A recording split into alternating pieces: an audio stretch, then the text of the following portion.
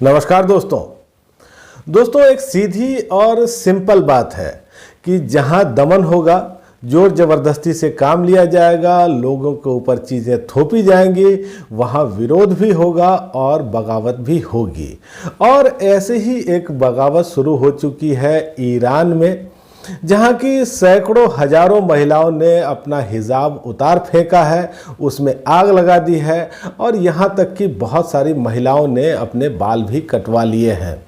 बहुत सारे पुरुष भी उनके समर्थन में आ गए हैं और ये सब लोग वहाँ की सरकार के खिलाफ विरोध प्रदर्शन कर रहे हैं, शरीयत कानून को ख़त्म करने की मांग कर रहे हैं। दोस्तों, इन सारे मामले की शुरुआत हुई एक युवती की मौत के बाद। एक युवती थी महाशा अमीनी, 22 साल की थी और ईरान के उत्तर पश्चिमी राज्य कुर्दिस्तान के सागहेज शहर की वो रहने वाली थी। वो अपने परिवार के साथ तेहरान आई थी घूमने के लिए और यहाँ बीते मंगलवार को मोरालिटी पुलिस ने उनको गिरफ्तार कर लिया। उनके साथ मारपीट की गई और महाशा का कसूर सिर्फ इतना था कि उसने हिजाब को प्रॉपर ढंग से नहीं पहना था, यानी कि उसके जो बाल थे वो थोड़े खुले हुए थे, बाल पूरी तरह से ढके हुए नहीं थे। और इसी बात के लिए मोरालिटी पुलिस उसको गिरफ्तार करने के लिए आ गई। जब उस युवती ने विरोध किया तो उसके साथ मारपीट की गई, उसे जमीन पे गिरा दिया गया और घसीटते हुए पुलिस उसको ले गई। और दोस्तों, महाशा की जो माँ है वो भी वहाँ थी। वो बार बार ये कहती रही कि उनकी बेटी की तबीयत ठीक नहीं है, लेकिन किसी ने भी उनकी एक नहीं सुनी और चोट लगने के कारण महाशा की तबीयत बिगड़ गई। उन्हें अस्पताल में भर्ती करवाना पड़ा। 3 दिन तक कोमा में रहने के बाद आखिरकार उन्होंने दम तोड़ दिया।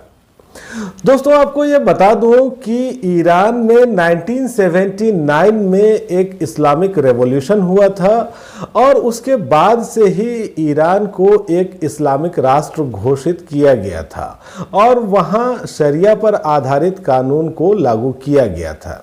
तो सिद्धांततः तो ये कहा गया कि यह कानून स्त्री और पुरुष दोनों की रक्षा करेगा, लेकिन व्यवहार में ऐसा नहीं था।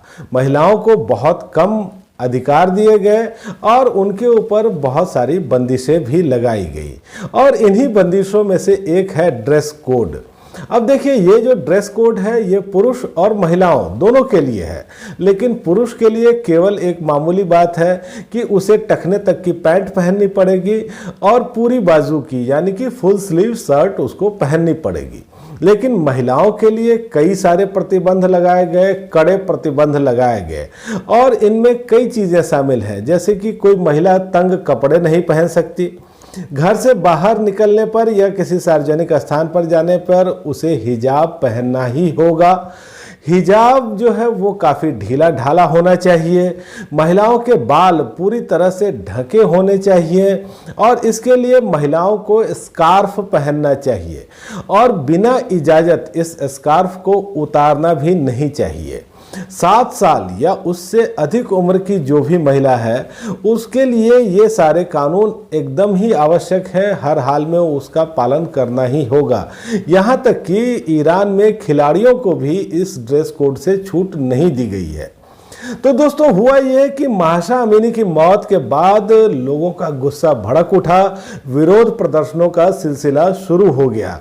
तेहरान के हॉस्पिटल से शुरू हुआ ये विरोध प्रदर्शन साजहेग और सानंदाज जैसे शहरों तक फैल गया और लोग ईरान में शरिया कानून को ख़त्म करने की मांग करने लगे।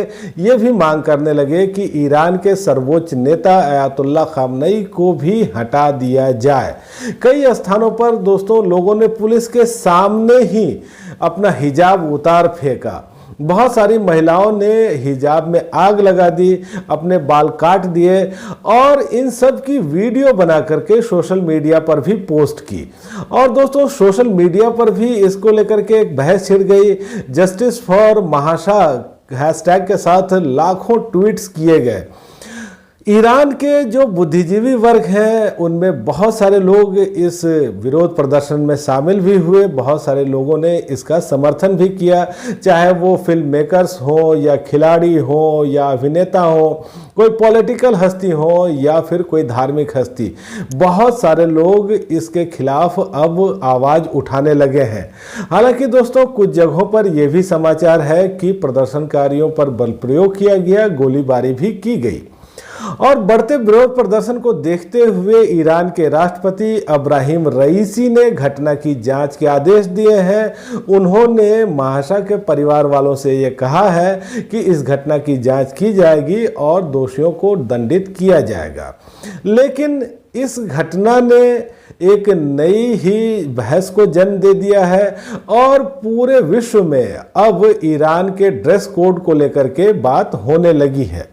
दोस्तों अपने देश भारत में भी हिजाब को लेकर के काफ़ी वक्त से विवाद होता रहा है और ऐसे में हमको ईरान की हालत को देख करके कुछ सोचना चाहिए और कुछ समझना भी चाहिए।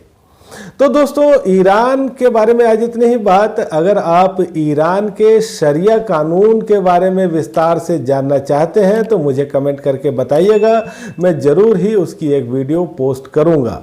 और दोस्तों यदि आपको ये वीडियो अच्छी लगी है तो इसको लाइक और शेयर कीजिएगा, कुछ कहना चाहते हो तो कमेंट कीजिएगा और अगर पहली बार आए हैं मेरे चैनल पर तो सब्सक्राइब जरूर कीजिएगा। धन्यवाद।